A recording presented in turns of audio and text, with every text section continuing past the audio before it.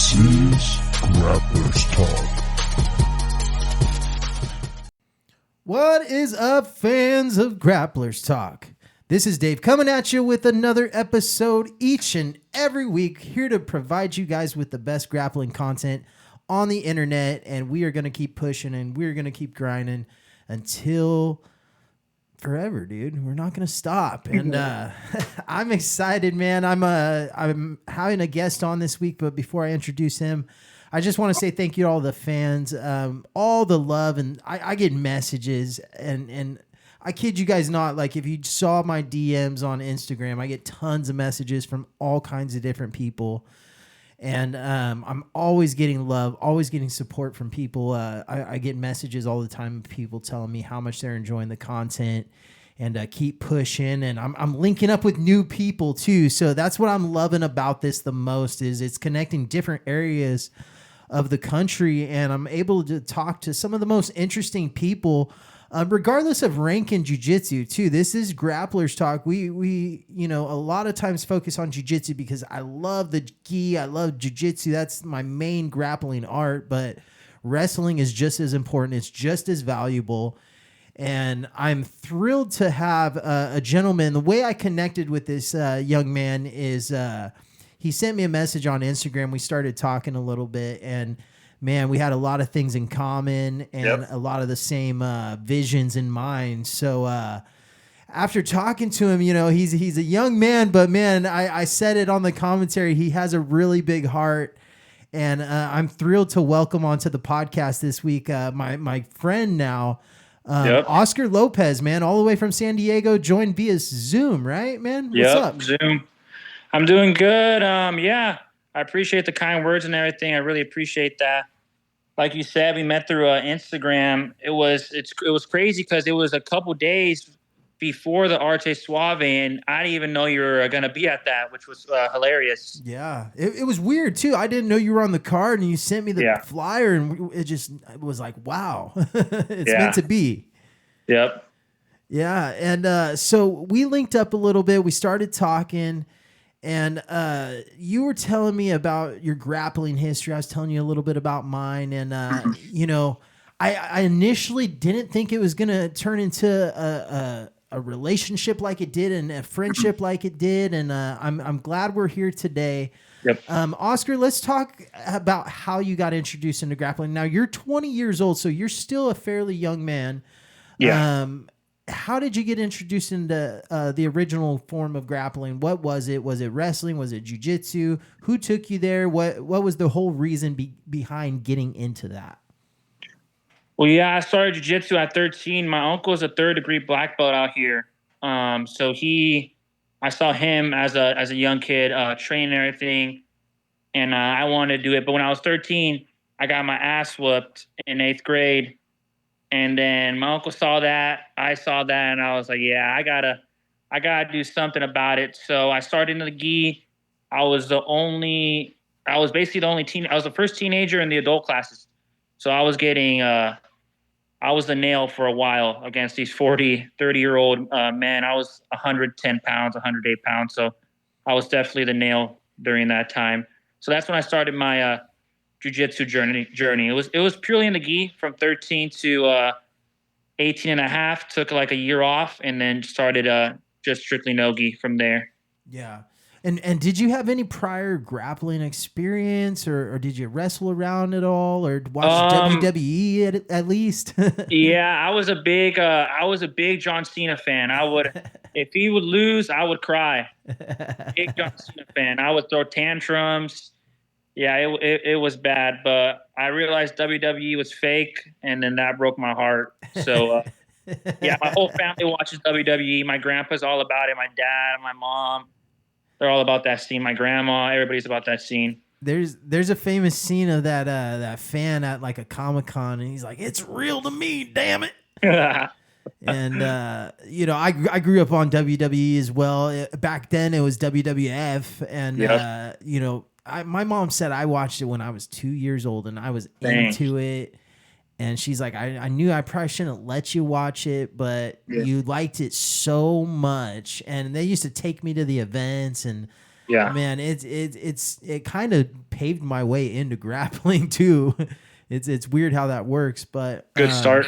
yeah, you know, guys like Ken Shamrock around in the scene in the Yep. WWF. So, but so yeah, let's talk about your early days, and let's talk about, you know, being a young man in an adult class, dude. Like Yeah. I've seen those students, and I've trained around them, and I've always wondered, like, if they stick with it. You know, a lot of times they get discouraged or things happen in Yep. life and they don't even train anymore. But Yep. I'm always wondering what happens when they stay with it, and you're the outcome of that, right? Yep. Yeah, I mean, luckily I had my uncle there, and all the other black belts really looked after me and stuff. I remember there's this one story. This guy, he's in the Marines. He comes and trains. He's a white belt during the time. I'm like a gray belt or something. I'm a kid's belt, and he's like, I believe I was 13. And he was digging his fists into my stomach and everything. He was just being a total a-hole, and I'm like 110 pounds. This guy's like 170.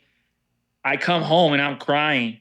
I'm like, this guy whooped my ass, basically. So then my uncle found out about that. The black belts got a hold of him. He didn't come back the next day, a couple days. So that was probably one story of that. Yeah. But yeah, everyone looked after me. Everybody looked after me, which was good. Yeah. Did you start out in the kids belts too? Did you rock the kids ranks? Yeah, so I did. I pretty much did all the kids belts. I did all the grays and everything, and then I would, because when you're a gray belt, you don't get, when you turn 16, you don't get promoted. I believe through IBJJF, you don't get promoted straight to your blue belt. I think it is. You have to be I think it's like a green maybe, and then you get promoted to your blue when you're 16. I believe so. Don't correct me. Correct me if I'm wrong, but I think it's something like that. So I didn't get promoted to my blue belt when I was 16. I still kept my gray belts during that time. So I did go through all the kids belts. Yeah. So you made it up to the green belt eventually? No, I made it up to, I did all the grays, and I forget what belt was after that. Yellow, right? I believe so. It was a while back. Yeah. Man, that's crazy. You know, and you said you even had to rock the kids rank at 16? Yeah. Which sucks. I didn't get promoted during that time, but yeah. Do you feel like your uncle holds you to a pretty high standard? Yeah, definitely. I see that smile on your face. I'm held to training at Mission Grappling. I'm held to a high standard. The owner, Adam Schmaltz, he holds me to a high standard too. He's always watching my rolls. He's always critiquing something.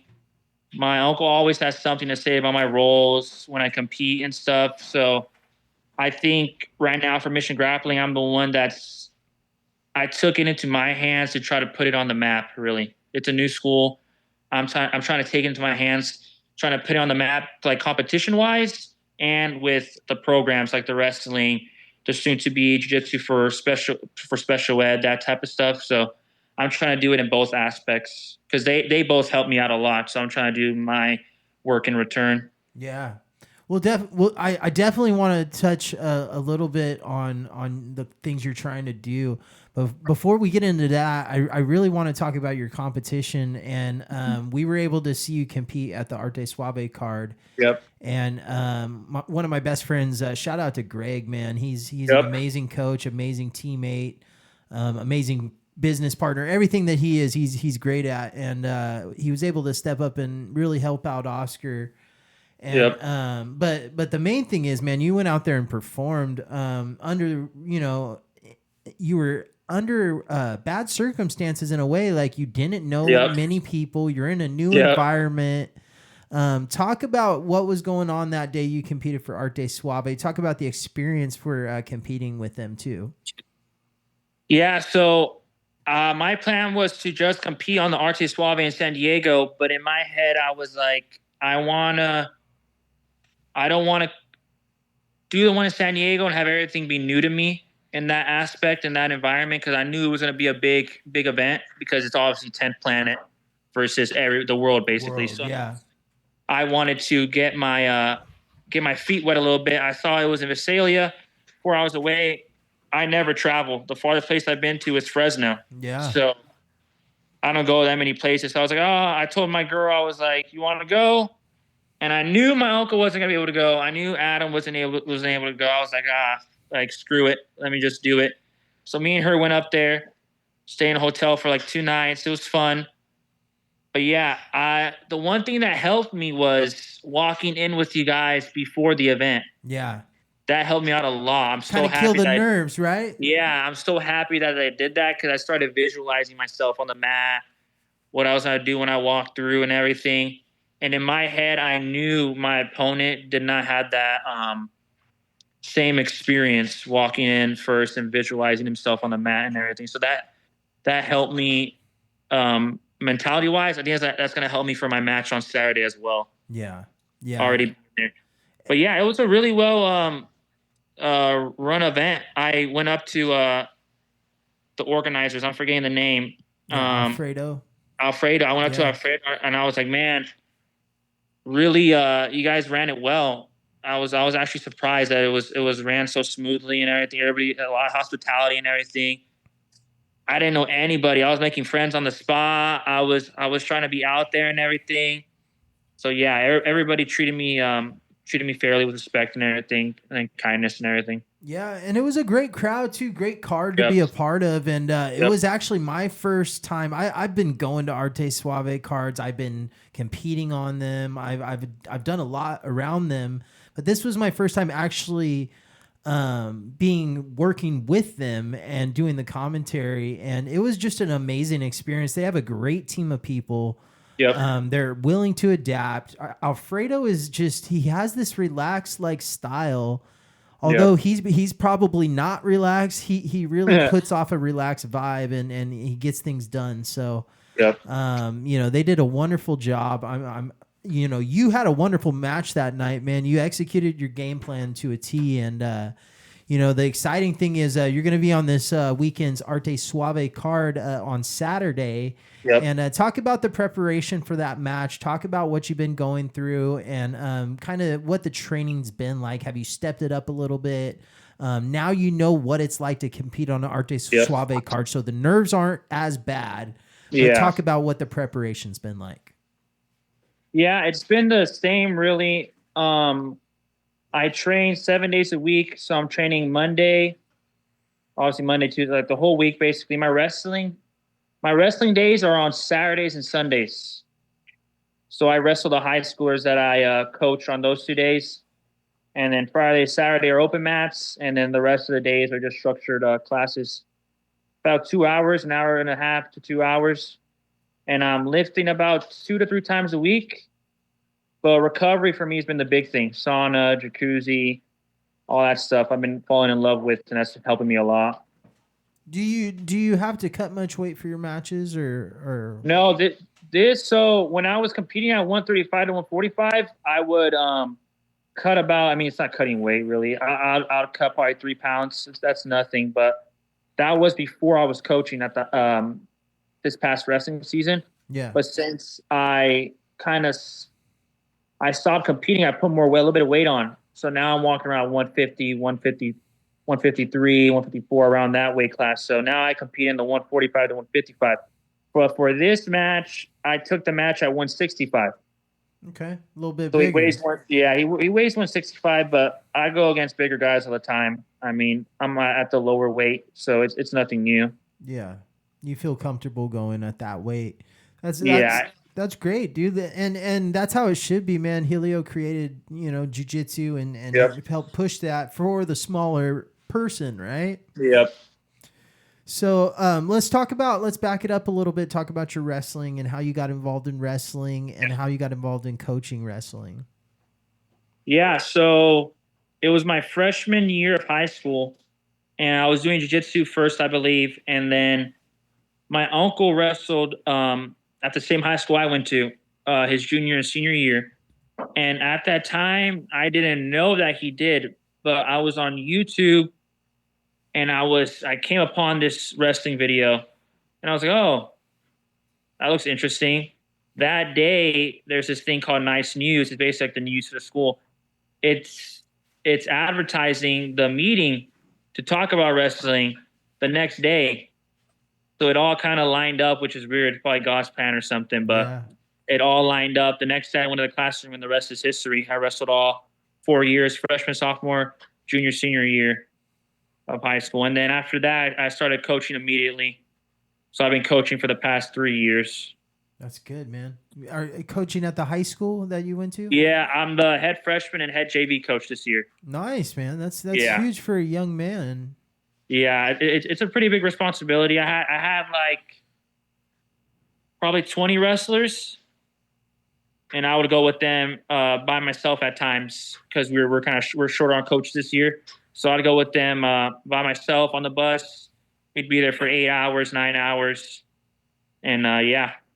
Yeah, that's pretty wild, man. Like, I mean, thinking about it, like, you're not far from their age. Like, how do you go about respect in the room and keeping that, like, sense of I'm the coach here, even though I'm close to your age, I've done this shit already. Like, how does it work? You get anyone that ever challenges it, I guess, is what I'm looking for. Yeah, but then I wrestle them and they're like, oh, type of thing. Yeah. That's how I see it. If they like, I like to keep this, I like to say is I coach when I need a coach. I'm not yelling at the kid at freaking 10 volume on the mat every second. I coach when I need a coach. I say what I need to say. And I think they respect that a lot because I know how it feels like when you're out there and a coach is yelling at you, you get a little bit of anxiety. You're hearing the crowd, you're hearing your coach kind of be not emotionally there. So then you're not emotionally there. But yeah, the respect, I like to keep it relaxed at times. I don't like to always be tensed up. I joke a little bit, but at the same time, I'm keeping that kind of appropriate relationship. Right. Yeah. It's very important, right? Being their coach, but you got to be able to have a sense of like, hey, I'm the one in charge of this room here. Yeah. I'm the one calling the shots. Yeah. Take a friendly type of control in that situation. Yeah. But that's interesting. So you're wrestling all through high school. You're also training jiu-jitsu during that time, right? Yeah. So I would train jiu-jitsu the beginning of the year, and then when does wrestling season start? Come November, I would take 3 months off just to focus on wrestling, and then go back to jiu-jitsu for the rest of the year. Yeah. So I was doing both. Yeah. So that's pretty impressive for a young man. To be able to do a lot of times, wrestling and jiu-jitsu, it's taxing, right? It's taxing on the body. Yeah. So to be able to do both of those and to continue your grappling year round, right? That gives you a little bit of an edge over somebody that's only wrestling during wrestling season, right? Yep, definitely. Very cool, man. Very cool. And let's kind of talk about, so the long story short is Oscar and I were talking and he was kind of telling me what he's trying to start up and really what he's trying to pursue. And it really struck a chord in my heart, and it's very similar to something that I'm actually pursuing myself. So after talking to him and kind of hearing about what he's working on, it really made me want to get him on the podcast. So Oscar, let's talk about that. Let's talk about what you're trying to do, what you're trying to start up in your grappling community in the San Diego area. Yeah. So Adam, I already had this in mind that I wanted to work with either being high school or middle school kids with that are in special ed or that have disabilities. That was my goal ever since I graduated high school, because I had friends that had special needs or that type of so I wanted to help them out because I've seen, the schools around here, they get budget cuts and everything, and they take the money right away from the special ed department. So you kind of see where there's holes, where the kids need help. So that's what I wanted to do. But I was like, well, well, I love jiu-jitsu, I love wrestling, I love grappling. I was like, how can I mesh that together?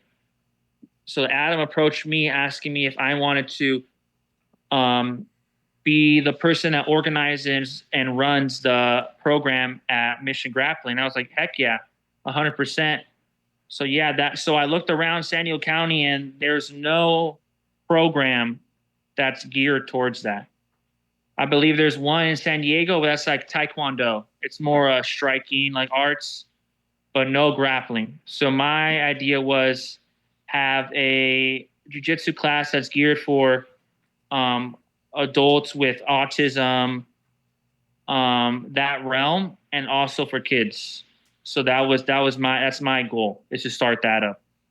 Yeah, it's really amazing too, because there is a need for that, man. A lot of times those people with those types of disabilities get left behind. Yep. And kind of neglected when it comes to sports and other things Yep. of that nature, when in reality they'd probably be pretty amazing at them. Yep. So Oscar, what kind of, like, as a young man, like, obviously, you said you seen, some friends be bullied and stuff like that, but like, being a young man getting involved in that's something huge, and it can be very impactful. So what type of curriculum are you planning? Like, how are you trying to structure that type of environment? Yeah, I've been working on it, and I'm trying to make it be, how do I say this? I don't want anything that triggers the students. Like, I don't want anything that, if you get what I'm saying, I want to make it very, very like warm environment, welcoming. I don't want no one to be intimidated, that type of in that way. So I'm thinking a lot of games, a lot of situationals, maybe a little less of the sparring, maybe more games, more situational rounds, that type of stuff. But yeah, I think jiu-jitsu for me has impacted my life so much and has empowered me. And I think it can empower basically anybody. Yeah. No matter your race, no matter your circumstance. Yeah. I absolutely wholeheartedly agree with you, man. And being a young man, you grew up in jiu-jitsu, but not everyone has, and there's adults still to this day that don't even know what it is. Yep. And it's kind of crazy, but that's how it is, And talking about that, man, like, where do you see yourself like 5 years from now, 10 years from now, in the community, like in the community of jiu-jitsu or even grappling? Like, you're already at 20 years old coaching wrestling, trying to work in programs for special needs kids and adults, and like that's already big things. Like, where do you see yourself going down the road from here? Yeah, so right at 18, I started working at the Boys and Girls Club, which is a nonprofit. I was a campus supervisor. Right now I work for Kids on Campus, which is basically a Boys and Girls Club, but for the school district that I'm at. So I'm constantly working with kids. So I definitely see myself, maybe running my own dojo, my own school, and that's geared for adults and kids with special needs. I know there's a place down in San Diego that's purely geared towards that. So I'm thinking maybe wrestling, jiu-jitsu, having my own place like that. Or I would be a special ed teacher, high school, and I want to be the head teacher, like of the kids, basically. Not an aide, but I want to be the one that's running it. So I see myself doing that. Definitely married, kids, going to ADCC trials, definitely. Yeah. I'm trying to go there. That's one of the goals. But yeah, that's pretty. that's pretty much it. Do you primarily train in the gi or no gi? Where's your preference? Right now, no gi, because my wrestling shines so much in that, and just the high paced scrambles. Because after high school, I was thinking about wrestling at my community college, but then I was like, I miss jujitsu, so I'm constantly trying to chase that like high pace, I'm exhausted feeling from my high school years. Yeah. Yeah. Yeah, man, that's it's hard. A lot of those wrestlers crave that kind of environment. That's how they get into jiu-jitsu or even MMA and stuff like that, right? Because it's that hard, that grinding environment, that tough nose room, you know, that everyone's sweating with the quotes on the walls and all that shit, right? Yeah. Yeah, it's pretty amazing, man. It's wild, man. Grappling it can connect so many different people on so many different levels, and like you never know where the end of the road is, right? Like it's still such a new sport, you know, only being around for so long. Like there's only, I mean, when I first started, like in our town, it was rare to find a black belt. So you know, things have changed nowadays. So, but like we're getting to see the evolution of the sport, and you know, we're gonna see more things outside of the box, like what you and I are trying to do, and push programs like this. And I talked to a gentleman recently out in Texas, and he's pushing it into the school systems. As like a form of, you know, anti-detention, you know, like go to jiu-jitsu. So there's a lot of different avenues that this grappling world, this grappling sport can go. Yep. Oscar, let's talk about your future a little bit. Where do you see your competition scene like going? Like what are you trying to establish right now? What are you trying to do? What's the goals of competing? And where's do we have any big matches other than the Arte Suave this weekend coming up?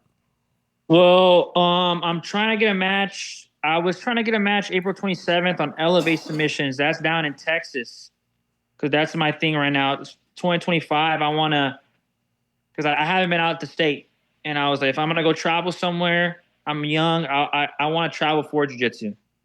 Yeah. So my thing is, I was trying to get on the April 27th card for Elevate Submissions, but I was like, they have one in May 10th.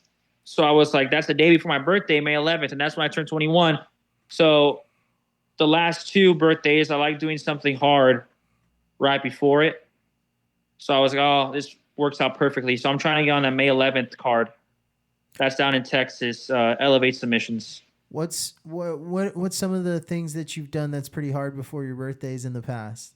Hard, like last birthday, I did a was it? I remember May 11th. I did a tournament a couple of days after my birthday. Okay. And then last birthday, I think I did a tournament as well. So you like competing around your birthday. That's good. I like competing in general. I'm doing the Arte Suave this Saturday, and the next day I'm going to Grappling X in Temecula. Beautiful. Yeah. So I mean, I love that feeling that you're on the mat, you know, that like you got a little bit of butterflies. It's like an addiction for me right now. Yes. I mean, my lady likes it at times, but sometimes she doesn't, but it's all right. Yeah. Especially does she train? No, she doesn't. No, she was asking me about it, but I was like, I don't know. Yeah. You don't want her to go in there, huh? I don't know. I mean, I'm all for an all-girls class, definitely. Yeah. We might be starting that Mission Grappling soon. And if they start that there, then definitely. But I think she's too pretty for it. I don't want her to get her nose messed up, you know. But yeah. As long as she doesn't go the MMA route, hopefully she'll be all right just competing jiu-jitsu. Yeah. Doing some world leagues from time to time. Yep. Talk to me about Mission Grappling a little bit. What do you guys got going on there? How are classes structured? Who's the main instructors? Talk to me about how the gym is. So yeah, Adam is the main instructor, and then Sal is the second instructor under him, and that's my uncle. So yeah, it's pretty much we have a warm up, and that's specifically for takedowns. So usually you have the shrimping and all that stuff. I'm not gonna say we're not a big believer in it, but we'd rather get warmed up, flowing through a takedown, that way. And then after that, it's instruction. We have a specific like curriculum each week, and that goes with the app that he's running. It basically a tree and everything. You pick the technique you want to do, but that's another topic. But yeah, 15 minutes of instruction, and then we drill it. And then after that, which is a really big selling point for me, was you get to drill what you want to drill. You go, I believe it's 3 minutes each, and you get to drill the move you're working for the day, what you saw on Instagram, basically that. I think that's what helped my game a lot. Because usually, you go to a regular jiu-jitsu gym, they have you drill what you're working on that day. And that sometimes you're like, oh, I don't really want to do this. So we do that, and then after that, it's sparring, 5-minute rounds. And then it's problem solving after that. 15 minutes, you can either talk about your rounds or anything you went like anything you hit on your opponent or your partner that you want to talk about, or you can roll the rest of the 15 minutes. Nice. That's pretty much the class structure. I like that. That's kind of an interesting thing. You said there's so how long do you guys have that free time? So that the drilling? Yeah. So the drilling is, I believe, you go just basically person B1 and then person B2, I believe. Oh no, it's actually A1 and then A2 and then B1 and B2. So basically you get 2 rounds of 3 minutes to drill your technique you're working for the day. So It's basically 6 minutes. Gotcha. That's cool though. That's very cool, man. Sounds like they're keeping it fresh, trying to keep it new and keep it going, man. You just got out of practice tonight. Let's talk about the rundown. How was your practice tonight? Let's talk about how you're tapering down right before your match. Yeah, I mean, today was like my last hard rounds. Tomorrow I'm gonna be going at night, and I'm just gonna be purely drilling, going over some stuff. Might get one round in. But yeah, I'm gonna say my last hard rounds were on Tuesday. Those when I was like going as hard as I can, pushing the pace and everything. So yeah, today I tapered down a little bit, but recently I've been training the day before. Before that, I was not training at all the day before, but now I like to drill a little bit the day before. Nice. How do you take day of for competition? Do you like to sleep in? Do you like to have breakfast? Like what's your normal traditions? Recently, the past 2 super fights I had and the tournaments, I've been doing a lot of like that manifesting, visualization type of stuff. So I've been really pushing that. And then days. So that I'm doing that days before and also the day of. But yeah, I try to get in a gallon of water before I compete, at least close to that. And I'm eating. I usually eat 6 eggs, 5 eggs, and some potatoes. That's like my staple before I compete. You drink a whole gallon of water before you compete? Yeah, I try to, with electrolytes. What's your piss schedule like, man? Yeah, I be pissing a lot. I try to drink a gallon a day. Yeah. But it's hard. I usually drink 80 ounces. Yeah. Wow. But even before a match, like, I mean, I would be peeing like a racehorse, dude. That is crazy. I drink it with electrolytes. So the sodium doesn't prevent you from pissing, but like you're not pissing as much. Yeah, it soaks it up a little bit more. Yeah. What kind of electrolytes are you using? I use it's this guy Santa Cruz Paleo. He's like he does jiu-jitsu too. He trains out a surf fight here in Del Mar. He has a house in Del Mar, and then he also has a house up in San Francisco. I'm a big follower of his. I have all his supplements and stuff.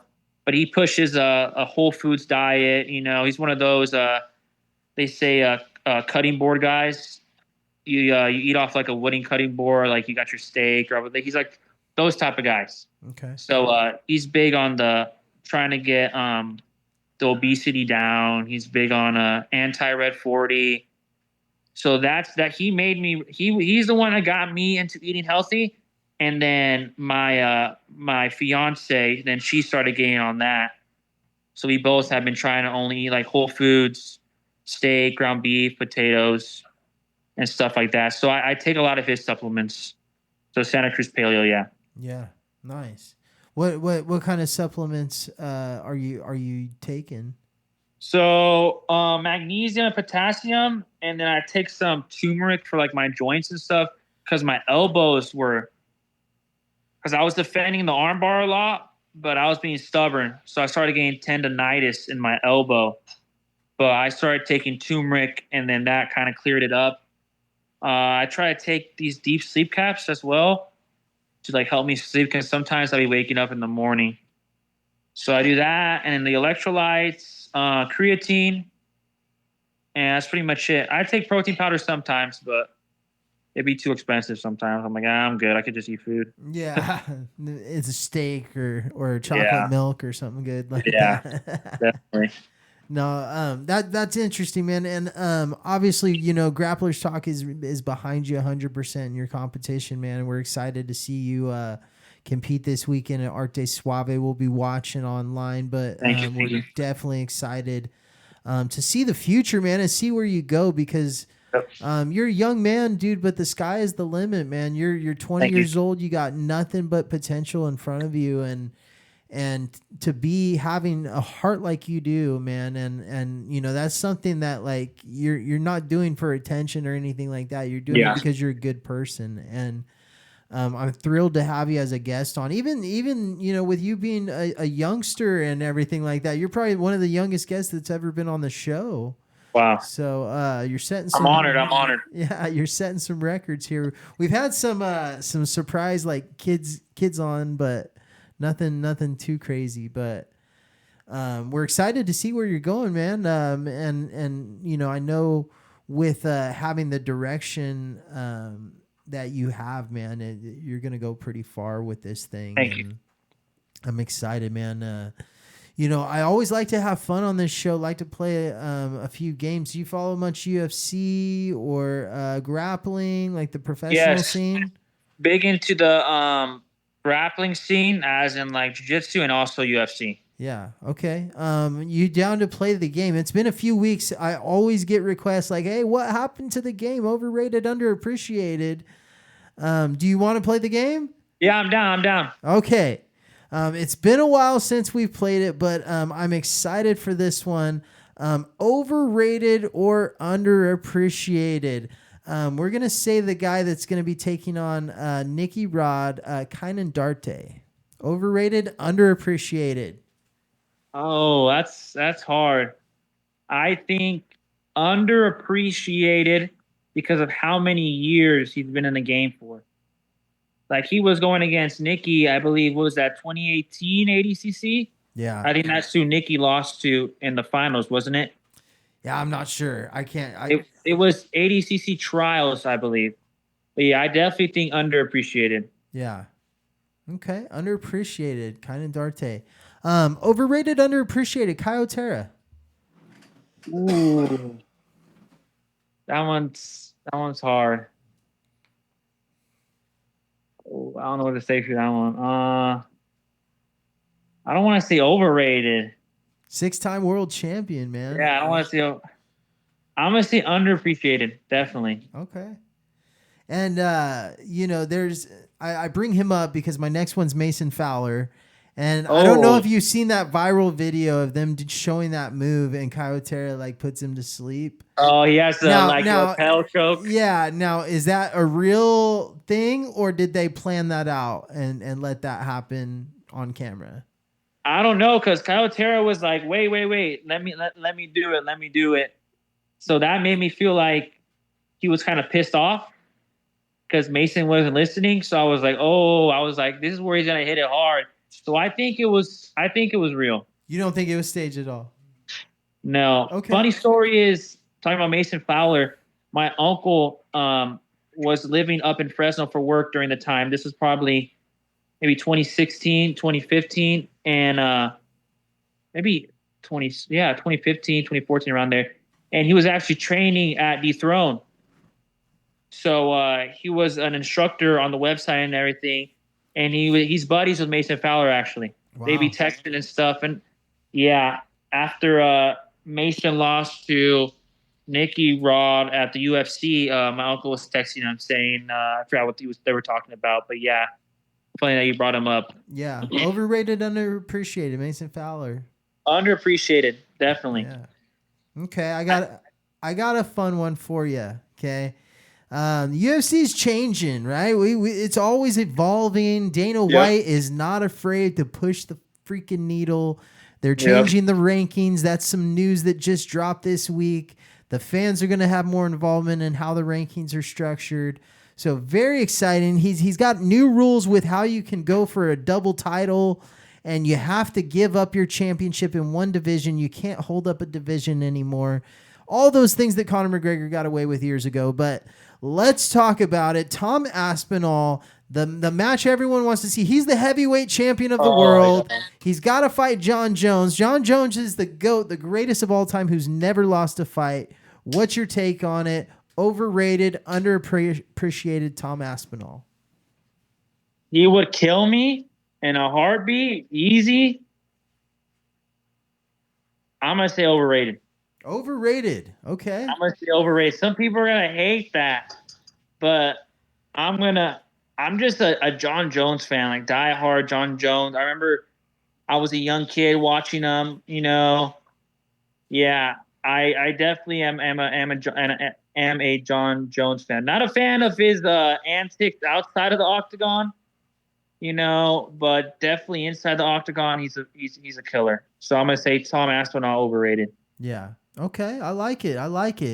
Overrated or underappreciated? I'm pretty sure the rematch is on for Sean O'Malley versus Merab. I'm pretty sure that's going to happen at the end of this year or sometime this year. Overrated, underappreciated, Sugar Sean O'Malley. Oh, this is a hard one too, because he's young too. I like his style and everything. He claims he's undefeated still, man. No, I'm kidding. I don't know. He's always claimed that undefeated streak. I don't know. He has some good hands. I'm gonna say underappreciated. Okay. I like it. I'm a big Sean O'Malley fan. I like Sean O'Malley. Overrated, underappreciated. He's a legend. He shares the same lineage as myself in the Cesar Gracie family. He's saying some weird shit. He's got an awesome podcast, and he's been getting some controversial shit going on it by having Gordon Ryan talk shit on the B team. We're going to talk about my boy Jake Shields. Overrated, underappreciated. Underappreciated because he paved the way. I like it. You know, he started it. He's one of the pioneers. I mean, I literally saw a video earlier. He was helping out Bryce Mitchell for his fight this Saturday against Silva. So yeah, that's funny. But yeah, I think underappreciated. I heard Jake Shields got banned from the UFC Performance Institute. Yeah, they were training out of Extreme Couture, I think. Yeah, I heard he got booted because he got in that little scuffle or some shit, right? You remember that? I'm trying to remember. I think he got into a little fight or something, or a verbal argument or something crazy started going down with Jake Shields. That's weird because Pereira and Jamal Hill got into a little argument. They're all good, but obviously it's Jake Shields. You think about it, Nate Diaz and Chimaev got into it at the backstage, and I mean, they had to cancel a press conference. It was so bad. Yeah, I never heard about that Jake Shields incident. Yeah, I don't know what's going on. Maybe they need to bump up security at the Performance Institute, right? Overrated, underappreciated. I mean, this guy's a legend in a lot of people's books. He's a famous wrestler. He's from our local area in California. Daniel D.C. Cormier. Ooh, I'm going to say underappreciated. Okay. Because he's killing it up in Gilroy with his wrestling team. program. Yeah, he's doing great with it. He's killing it. I mean, I would love to see a Gilroy versus Poway wrestling duel, because basically that's our heavy hitter down here in Southern California. So, and Gilroy is right in the middle. So I would like to see a duel against them. Yeah, that'd be cool. nice. Yeah. Another local California boy in the wrestling scene, TJ Dillashaw, overrated, underappreciated. He did get caught back in the day on that, what was it? EPO. And that was used for him to cut weight, huh? I mean, he was like 120 pounds. Yeah, that's when he had that bad weight cut. Yeah. Awful weight cut. Yep. Early stoppage on that fight with Cejudo, too. Early stoppage, if you ask me. I mean, it was real fucking quick. I'm going to say he's a legend, underappreciated. Underappreciated. I like it, man. A lot of people like to dismiss him just because of the EPO, but it's like it was only that one time, right? Yeah. He did stuff before that, too. You know, I'm pretty sure they would end up catching it before, maybe. They tested old samples, from my understanding. Oh, did they catch it? Nothing. Oh, okay then. So it was just that one time. I'm guessing. One time, yeah. Yeah. But yeah, underappreciated. Yeah, I think that was totally for the weight cut. It was a bad advice, bad decision on TJ's part on the weight cut. But at the time, you know, he was going for that double champ status. He was trying to be one of the best in the world. Definitely. One of the few guys to go down in weight to go for a belt, though. Like, I don't know if anyone's ever done it. Yeah, I don't think, because Mighty Mouse wasn't a 2 division, right? No. Because Connor went up a weight class, huh? He went up. And then DC went up. That's BJ Penn went up 55 to 70. Yeah. So yeah. Everyone goes up. He's the only one that's went down. Yep.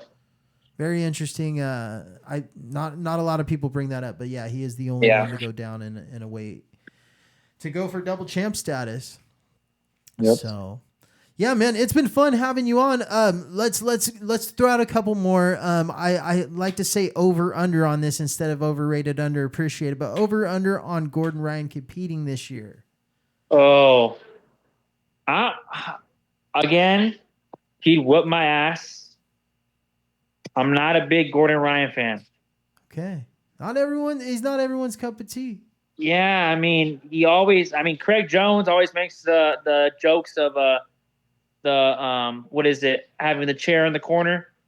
He always makes those jokes. I mean, we know Gordon's on steroids and everything. It's whatever, but yeah, I'm not a really big. I'm a diehard Nicky Rod fan. Okay. Diehard Nicky Rod fan, J Rod, those two brothers. So yeah, I'm gonna say. What did you say again? Over under? Over under on him competing this year. I'm gonna say he's not gonna compete. So under, correct? Okay. Yeah.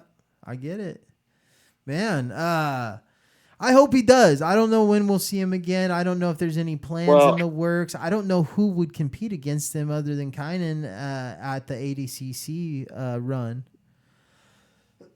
Well, I just saw recently on Instagram that they came out with the New Wave CJI team for New Wave, and Gordon was not on that. I did see that. Yeah. They have Dorian Olivares, and that kid is freaking crazy. Was that the official team though, or just speculation? Because I read it was speculation. Oh, it was. Oh, not sure. But it could be official. It could be official. I thought it was official because they're having a trials for the under 77 kilogram, I believe. Okay. I like it. It's going to be interesting. Are you going to be watching CJI this year? Definitely. I mean, I kind of want to go in person, but I don't know what those tickets are looking like. Yeah, a lot of people were able to go to the ADCC and CJI and be able to enjoy both events. And, man, I wasn't able to get out there. I got a family and work and obligations. But I'm excited, man. The world of grappling is only getting better and better. And, Oscar, like I said, again, it's been an honor having you on. I'm grateful that we're now friends and that you reached out and we were able to talk and get you on here, man. But you can check out Oscar this weekend at Arte Suave. He is the first matchup. Go root for him. Go buy the pay-per-view. Put in Oscar's name. Give him some support, man. He's got a really good heart, and he's a really good friend of the show. So, again, Oscar, we're rooting for you, man. And check out Grapplers Talk each and every week. We're on Spotify, Instagram, YouTube. We're putting more and more YouTube content together, and we're going to be out in the scene and just talking to the best grapplers out there. You're going to see us at Arte Suave events a little bit more, and I can't wait for what's to come, man. Yep, Arte Suave in Stockton. Yeah. I saw that, so I'm going to definitely try to get on that card and go visit your gym and stuff. Yeah, man, that would be an honor to have you out, man. And that Stockton one, there's some rumors. People been hitting me up this week trying to pull me into the grappling scene, trying to get me to whoop some ass. So main event. If somebody wants to get some, Dave Pearson's a fresh black belt, and I got to clear it with the wife, but we'll see what we can do. I'm good. I don't want the smoke. I'll stay at the lower. But I've been getting some messages this week, so we'll see what happens in the future, man. And Oscar, I always like to give our guests just a couple minutes to shout anybody out, give out love to their friends and family, their gym, their training partners, whatever they'd like. We just give you a few minutes. The floor is absolutely yours. Yeah, I just want to shout out, all my wrestlers that I coach and everything, all my 4 to 6-year-olds, 5 to 6-year-olds that I coach at Mission Grappling, the high schoolers. My sponsors, Spar Bar Soap, Phenom Apparel, Grocery Outlet San Marcos, they've helped me out a lot. Phenom Apparel paid for my hotel for one of the nights up in for the Arte Suave Visalia. So I really appreciate that. That's pretty much it. Awesome, brother. And how do people find you and find out what you're doing out there in the jiu-jitsu scene? Yeah, so my main social media is Instagram. So it's Oscar Lopez _BJJ. So it's Oscar Lopez, and then the O in Lopez is actually a 0. Okay. So it's Oscar Lopez _BJJ. Nice, man. And we wish you the best in your future endeavors with working with the special needs and your competition scene, brother. And I'm rooting for you this weekend. Thank you to all the listeners, all the fans. This has been another great episode of Grapplers Talk. This is Dave, and we are out. This is Grapplers Talk.